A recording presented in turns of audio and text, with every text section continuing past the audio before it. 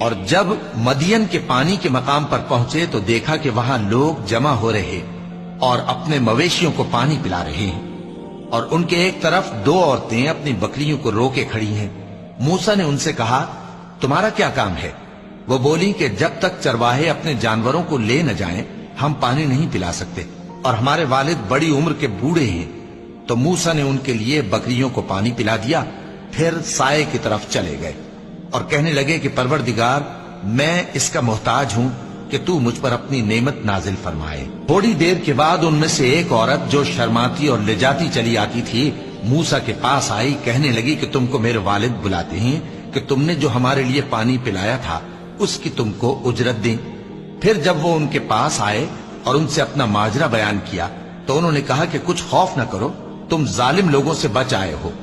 ایک لڑکی بولی کہ ابا، ان کو نوکر رکھ لیجئے، کیونکہ بہترین نوکر جو آپ رکھیں وہ ہے جو توانا ہو، امانت دار ہو۔